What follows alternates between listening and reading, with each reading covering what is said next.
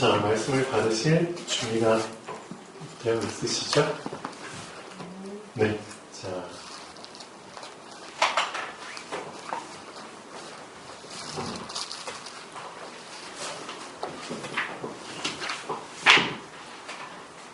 목마른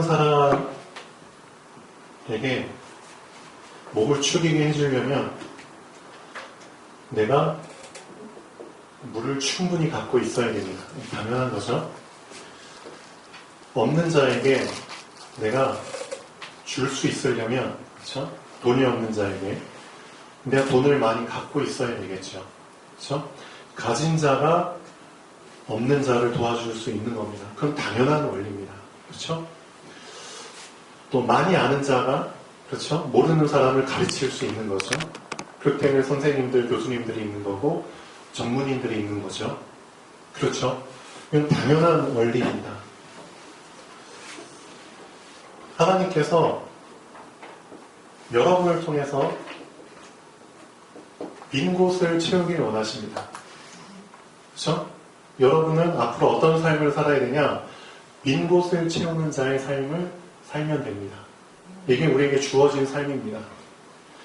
빈 곳을 채우려면 내 자신이 먼저 채워져야 됩니다. 그렇죠? 성경에서는 어떻게 얘기하고 있느냐? 사도행전 6장 자, 충만을 얘기하고 있습니다.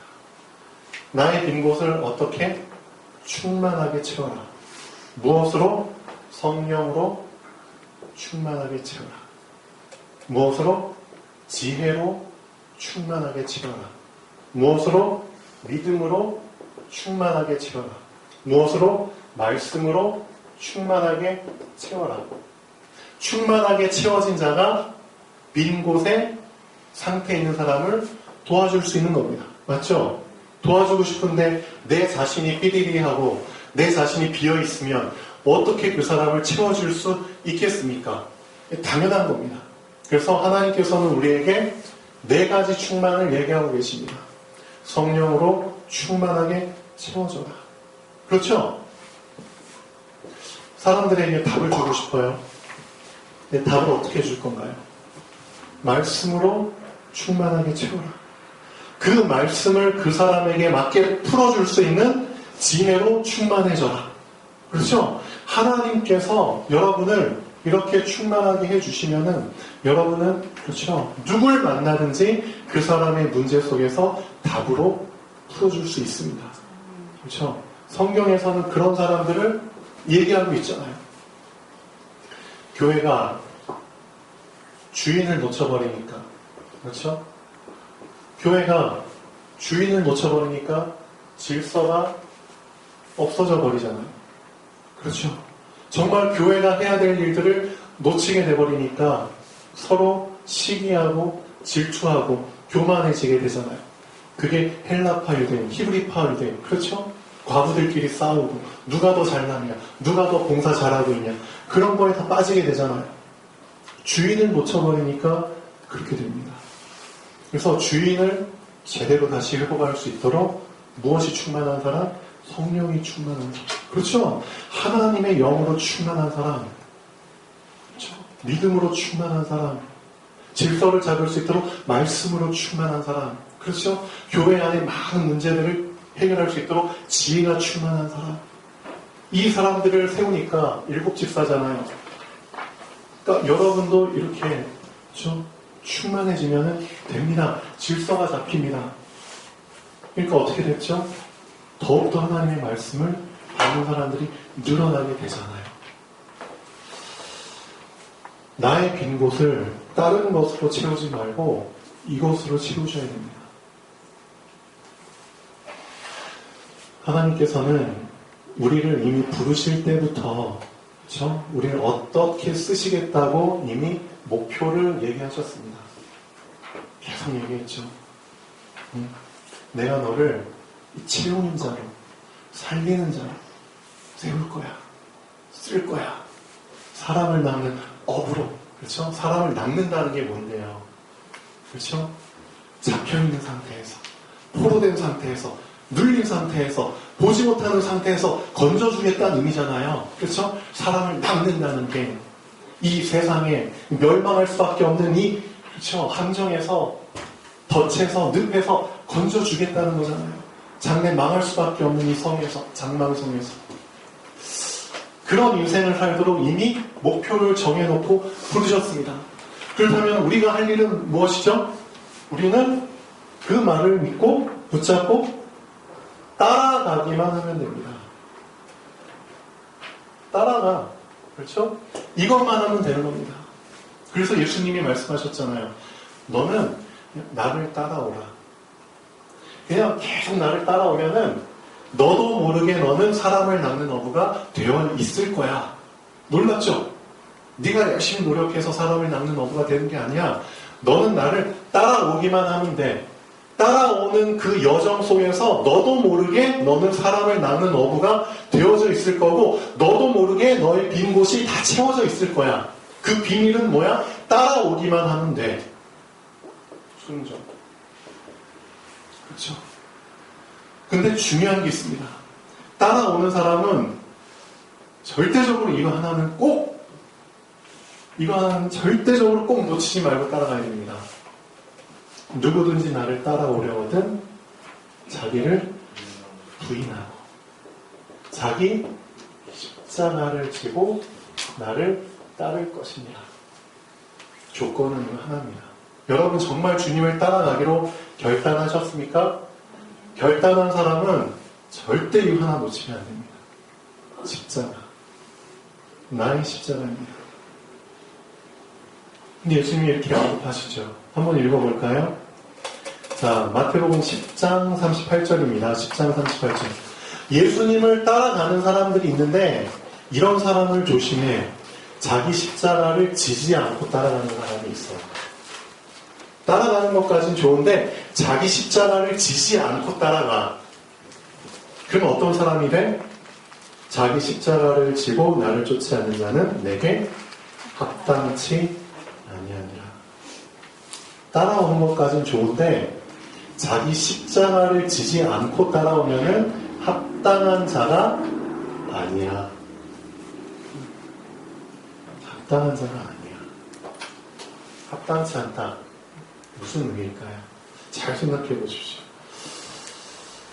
다른 표현을 예수님 또 말씀하셨습니다. 누가복음 14장 27절.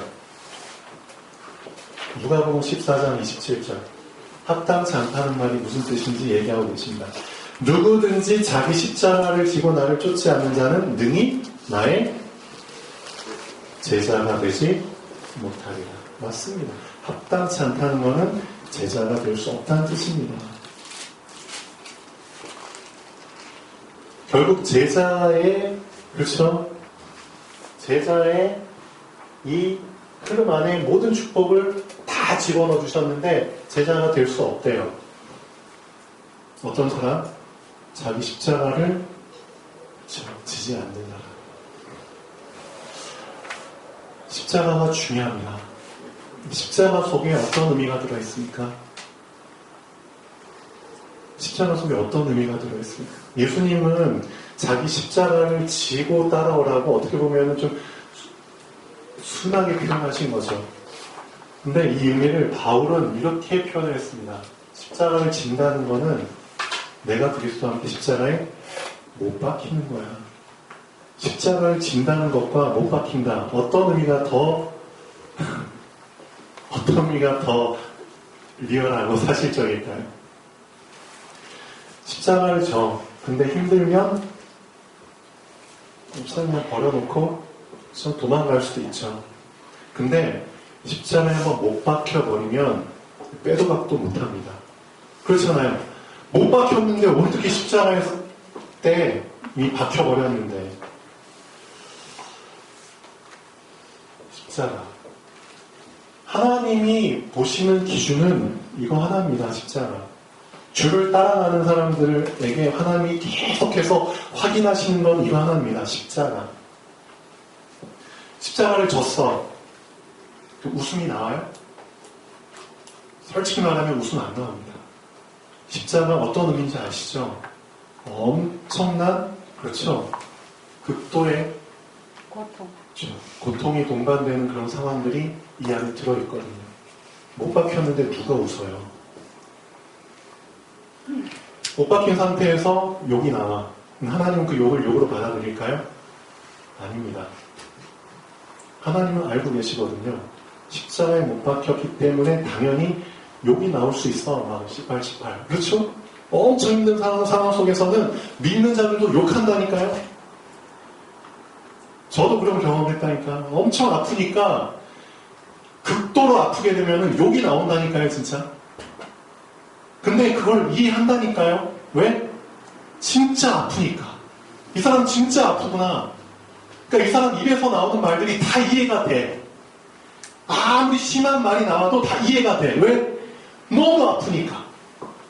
김희숙 집사님이 암 수술하셨잖아요. 그리고 나서 한 일주일 정도를 엄청나게 힘들어 하시더라고요. 그래서 막 저 밤늦게도 이제 막 병원도 가서 이제 같이 가서 기도해드리고 그랬잖아요. 김희숙 집사님 입에서 그렇죠? 정말 불신앙의 말들도 나오고 정말 그 믿음이 떨어지는 말들도 나오고 그렇죠? 그런 말들도 나왔어요. 그렇지만 다 이해가 돼요. 왜? 너무 힘드니까. 그렇죠? 수술은 했고 너무 막 배가 꼬이는 듯이 아프고 그렇죠? 그 고통 속에서 잠이 올까요? 안 오죠. 극도로 민감한 상황 속에서 사단은 더 그렇죠?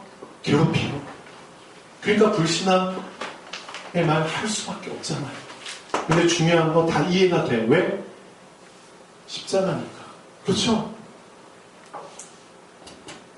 반대로 십자가를 지지 않고 그 사람 입에서 막 감사가 나오고 찬양이 나오고 영광이 나와. 하나님은 그 감사를 감사로 받아들일까요? 그 사람 입에서 나오는 찬양을 찬양으로 받아들일까요? 아닙니다. 왜 아닐까요?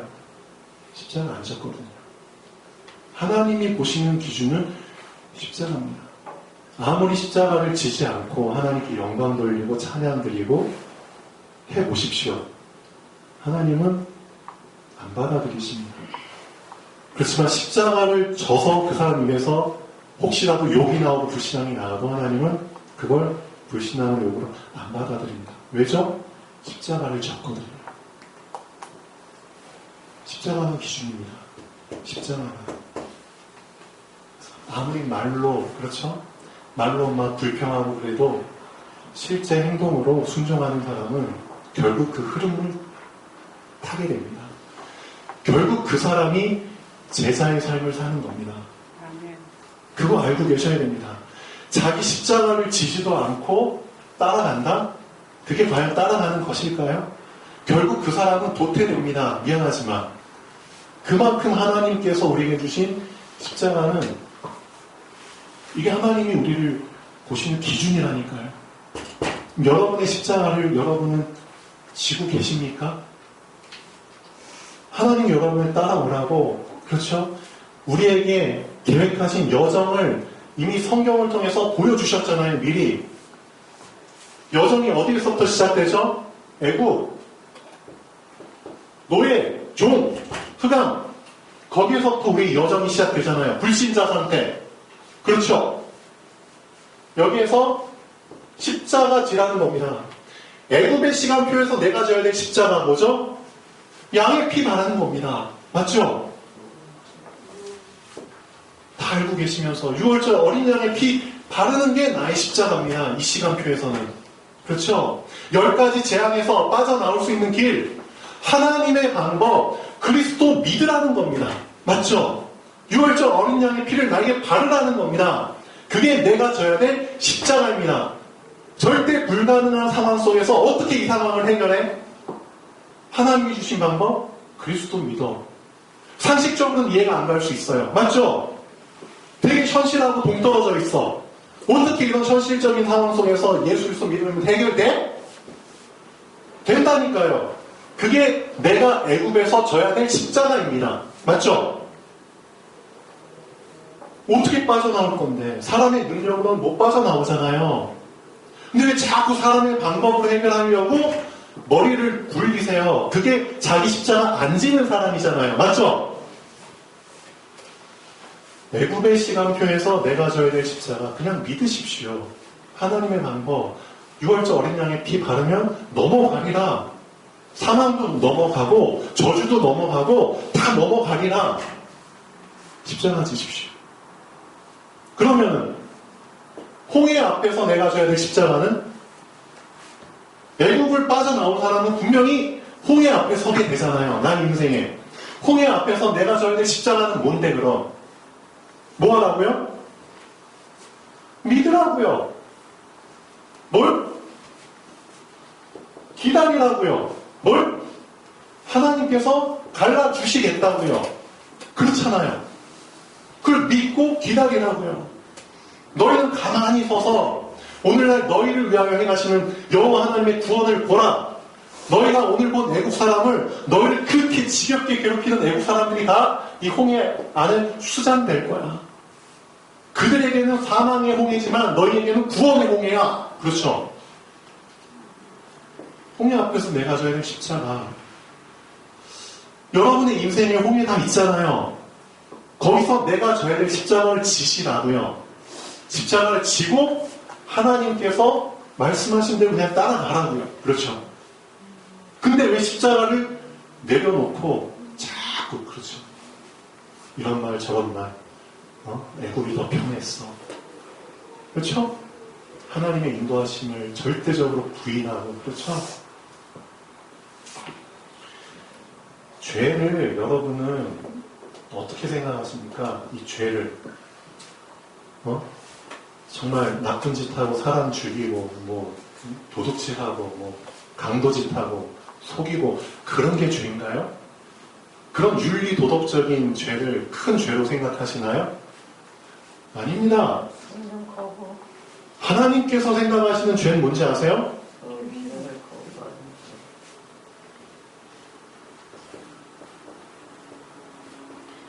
불신앙이 죄입니다. 성경에서 말하는 죄는 불신앙입니다. 불신앙. 불신앙을 통한 불순종, 이게 죄입니다. 십자가를 지지 않는 것, 이게 죄라니까요? 맞잖아요.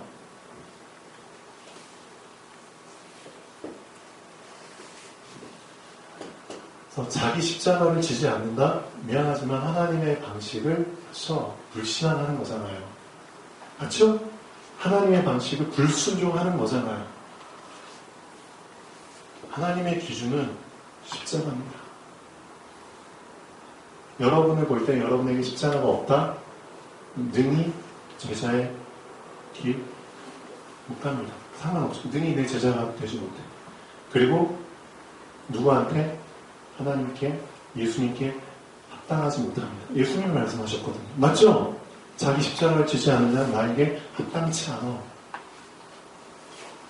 결국은 분리될 거야. 합당치 않잖아. 능히 제자 못해. 결국은 이 흐름 속에서 결국은 멈춰서게 돼 있어. 애굽에 남아있는 사람들. 그렇죠? 또 홍해를 건너지 못한 사람들. 그렇죠? 광야. 광야에서 내가 져야 될 십자가는 뭔데요? 여러분. 광야에서 내가 져야 될 십자가가 있잖아요. 그렇죠? 이 십자가를 지지 못하면 광야에 남겨진 자들. 수많은 사람들이 광야에 남겨졌잖아요. 엄청나게 많은 사람들이 광야에 남겨졌다니까요. 왜? 자기 십자가를 놔버렸잖아요. 불신앙, 불순종. 이게 가장 무서운 죄입니다. 하나님의 인도 방식을 거절해버렸잖아요. 부인해버렸잖아요.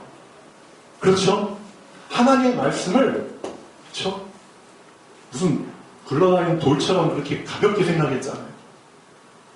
그 사람들은 다 광야에 남겨진 자들이 됐죠. 그냥 예수님을 끝까지 따라가면은 그렇죠. 결국 요단도 건너고 가나안에 들어갔어. 가나안을 정복하고 나의 소유가 생기는 나의 땅이 생기고 그렇죠. 나의 성이 생기고 나의 재산이 생기고 나의 후손들이 그렇죠. 머물 수 있는 영토가 생기고 그 가나안 땅 속에서 실제 그리스도 그렇죠? 메시아가 오실다. 그렇죠? 그 대대로 그 축복 속에 들어가고 이런 엄청난 예수님을 따라가면은 이런 절대 그렇죠 여정을 쫙 이미 보여주셨는데 이걸 왜 못 가냐고요? 이유는 십자가. 여러분의 십자가를 그렇죠 절대 놓치면 안 됩니다. 그래서 갈라디아서 2장 20절을 좀 깊이 묵상해 보시고 그 안에서 그렇죠 내가 십자가를 놓치지 않는 비밀을 붙잡으십시오. 사도 바울은 이렇게 고백했습니다. 내가 그리스도와 함께 십자가에 못 박혔나니. 그렇죠? 절대 십자가를 내려놓지 않도록 아예 그냥 못 박혔나니. 무슨 뜻인 줄 아세요? 나는 이 여정을 끝까지 갈 거다. 사도 바울의 결단입니다. 맞잖아요. 아예 못 박히고 출발하면은 도중에 안 멈춘다니까요. 그 결과 못 박힌 사람에게 하나님 어떻게 하셨죠? 그 인생의 여정을 완성하셨잖아요. 네가 가이사 앞에 서야 하리라. 네가 로마도 보아야 하리라. 완성했잖아요. 사도 바울 얘기하고 있잖아요. 내가 나의 달려갈 길을 다 마쳤다. 그렇죠? 이제 주님께서 주시는 멸류관만 나를 기다리고 있다. 여정을 완수한 사람이잖아요. 어떻게 완수할 수 있었죠? 십자가에 못 박혔잖아요.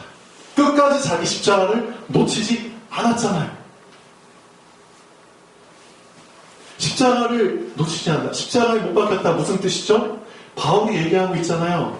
내가 사는 것이 아니고 내 안에 그리스도께서 사신 것이야. 이게 십자가에 못 박혔다는 뜻이잖아요. 모든 순간 내가 빨빨빨빨 살아나는 게 아니라 내 안에 그리스도가 사시면 돼. 그게 무슨 뜻인지 아세요? 모든 결정권이 다 주님께 있는 거야. 그렇죠? 내가 살아서 일을 망치는 게 아니라 모든 순간순간마다 모든 상황마다 모든 문제 사건마다 그리스도께서 사셔서 그리스도께서 결정하시고 그리스도께서 인도하시는 대로 가겠다는 뜻이잖아요. 맞죠? 그걸 왜 적용을 안 하세요? 적용하셔야 돼요. 적용. 응? 적용. 어플라이, 응용. 그렇죠? 응? 교과서에 나오는 그 지식을 내 것으로 만들지 않으면 그 교과서는 그냥 나랑 상관없는, 그렇죠? 그냥 제 3자의 지식일 뿐입니다. 맞죠? 이 성경 말씀도 마찬가지입니다. 나에게 적용하셔야죠. 이 십자가 어떻게 적용하실 건데요? 저는 이렇게 적용합니다. 하나님, 나의 영에 십자가가 세워지기를 원합니다. 나의 혼에, 나의 생각, 내 마음에 십자가가 세워지기를 원합니다.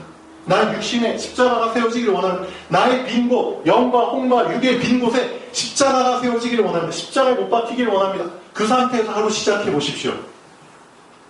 그렇죠? 십자가에 못 박힌 상태에서 하루 시작해 보시라니까요. 그래서 최고의 하루 보낼 수 있습니다. 최고의 하루. 진짜 주님이 사시고, 그렇죠? 살아계신 주님이 나를 어떻게 인도하시는지 최고로 경험할 수 있는 하루를 산다니까요.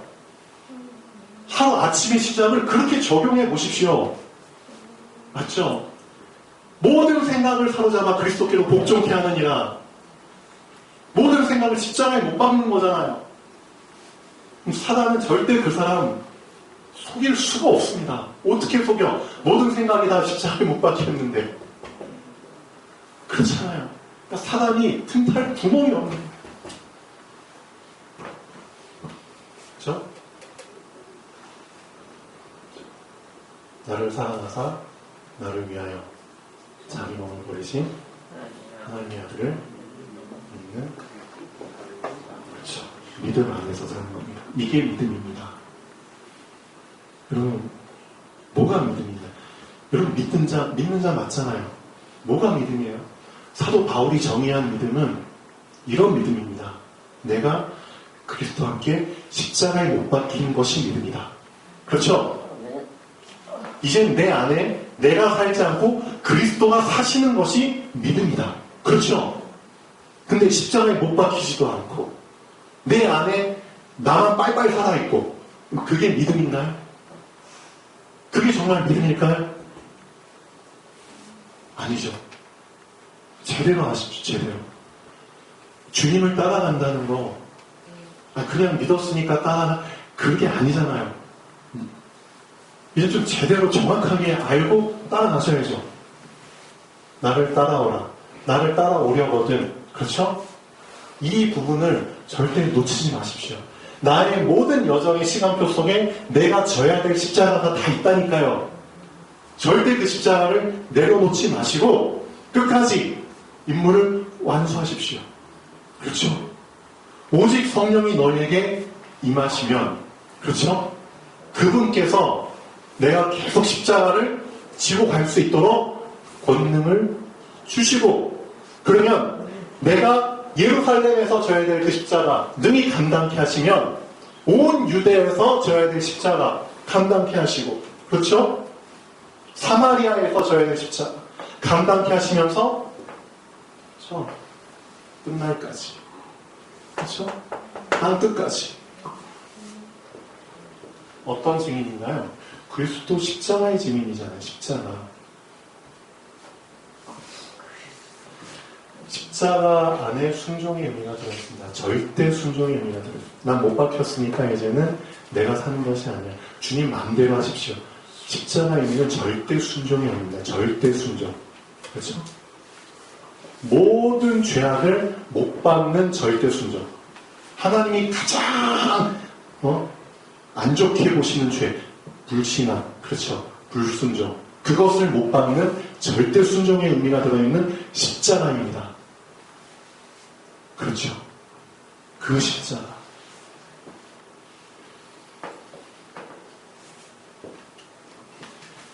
자, 나의 빈 곳을 십자가로 채우는 여러분 되시면 좋겠습니다. 자, 오늘 본론 말씀을 잠깐 보겠습니다. 오늘 본론 말씀도 하나님이 보시는 기준이 들어있습니다. 자, 한 소녀를 만나잖아요. 근데 이 아브라함의 종이 본인 나름대로, 그렇죠? 어떻게 기준을 정해야 될지 모르니까 이렇게 기도하잖아요. 나의 주인 아브라함에게 복을 주십시오. 그렇죠? 그래서 나에게 좀 순탄하게 만날 수 있도록 제가 누가 그 아브라함의 주인의 아들의 배필이 될지 전 모르잖아요. 그렇지만 제가 알고 있는 기준은 이겁니다. 그래도 사람들 중에 어떤 사람? 배려하는 사람. 그렇죠? 자기 자신을 희생하는 사람. 그렇죠? 뭔가 남을 더 생각해주는 사람. 그렇죠? 이게 그나마 인성이 되어 있는 사람이잖아요.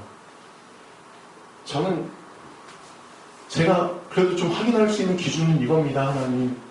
그래서 제가 우물가에 갔는데 목이 마르잖아요. 그러면 여자들이, 딸들이 와서 이제 물을 기를 텐데 혹시 저 처자들 중에서 나에게도 물을 마시고 혹시 그 처자 입에서 먼저 당신의 낙타들에게도 내가 물을 마시겠습니다. 그 말을 하면은 내가 당신이 예배해 주신 자인 줄 알겠습니다.